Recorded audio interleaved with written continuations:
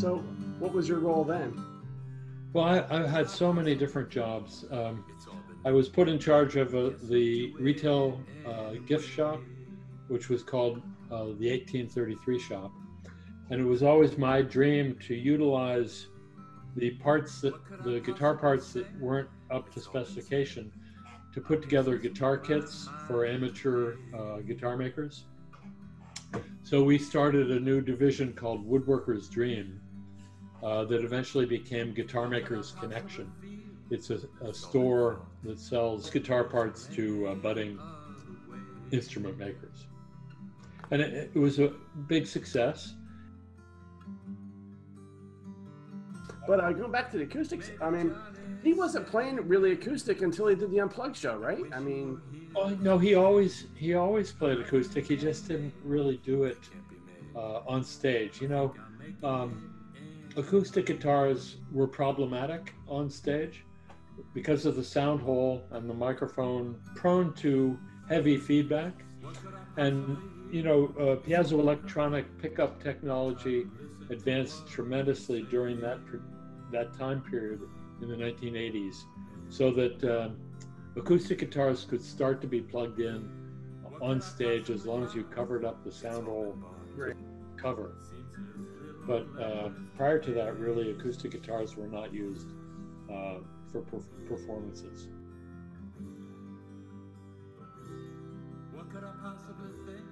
Yeah, you know, now that you bring up the situation with Kurt Cobain and the 1959 D18E, what was that about? What happened there? Oh, it was a tremendously unpopular model. You know, Martin had tried its hand at acoustic electric guitars, making those, in effect, acoustic guitars with routed-in de-armored pickups. And they were just kind of like the Edsel of guitar. They didn't sell particularly well, and Martin dropped them from the line. But somewhere along the line, Kurt Cobain got a hold of one, and they were considered kind of kitsch. And you know, they sounded reasonably good plugged in. So his Unplugged show used that guitar, which certainly increased the value of those models with anybody that happened to have one. It has sold for $6 million. What, I think this year? I think it outsold Dave Gilmour's. Yeah. Well, it's very rare and very, very unusual. How many guitars do you have? Well, I don't. I'm embarrassed to say I've actually thinned out the herd a little bit, but I had about 60 guitars, and I've thinned it down to maybe 40 or 45. Johnny Depp bought one of my guitars. Really? One of my most special guitars, really. Oh, that's excellent. It was a 12 fret 0042, one of my favorite guitars. How did that come about? I've sold several of my guitars through Matt Umanoff in New York City. Umanoff Guitars was where Bob Dylan and Jimi Hendrix and all of the famous musicians shopped for Martin Guitars in New York, and he maintained his newsletter, which he uses to sell guitars. And I've had success selling instruments through Matt. And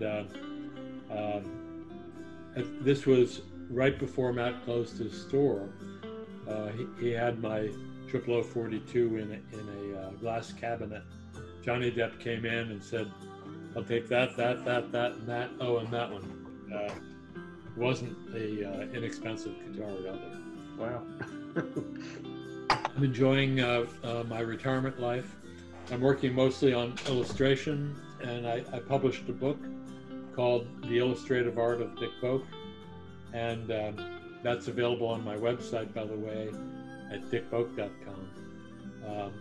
But I've really been immersed in drawing, which is at least an equivalent passion to guitars. So besides what you're doing now, I know you're also doing your recordings too, right? I think you're working on what you've got, like at least three releases? I have two releases. One is called Beside You, and the other is called Under the Supermoon. And there you can look those up on my website also under music, and you can listen for free. It's also on Spotify and iTunes. But I also had a retirement concert in January. I don't know if you had heard about that. No. But, I'm really good friends with the local theater called the State Theater in Easton, Pennsylvania. And I put on a benefit concert for my retirement. And performing was Jorma Kaukonen of Hot Tuna, Steve Miller of Steve Miller Band, John Mayer. Like I said, it was a benefit concert. I probably could have sold the house out 150 times. Yeah, right. It was unbelievable. That's great. Asher also performed, and I performed, and many other artists joined in as well. That's a retirement party. That's great. You can see the finale, which with Steve Miller and John Mayer and everybody on stage playing Space Cowboy. Also, David Bromberg performed. Great. You got a great history here. I published a number of books. One of which it's hard to find. It's a little bit out of print, but it's called Martin Guitar Masterpieces. And that book tells many of the stories that are surrounding at least the first half of the signature model projects that I was involved with. So Mario Andretti lives next door to you. You're working on his archives. Can you tell us a little about that? So I'm looking out my window right here. His barn is right across the street, and I think there's a couple of cars in there. So I signed one of my books, and I was gonna FedEx it over to him,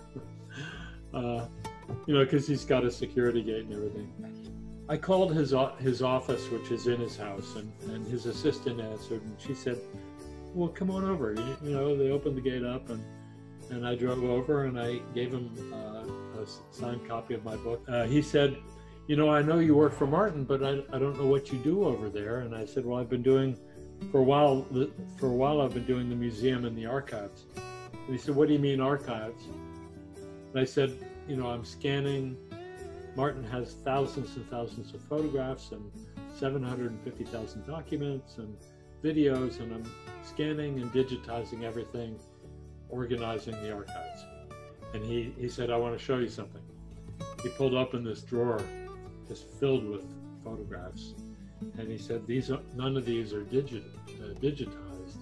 So we worked it out, and I would go over and get a stack of photographs and come back, scan them, catalog them, get them all in acid free, and take them back over and get another batch. And I've done that for more than 2 years, and so everything's in pretty good shape right now. And like I said, he's right across the street. I see him very often. That's really cool. That's great. I mean, that seems like it is occupying a lot of your time. Well, it had been, and I really enjoyed doing it, and enjoyed getting to know him.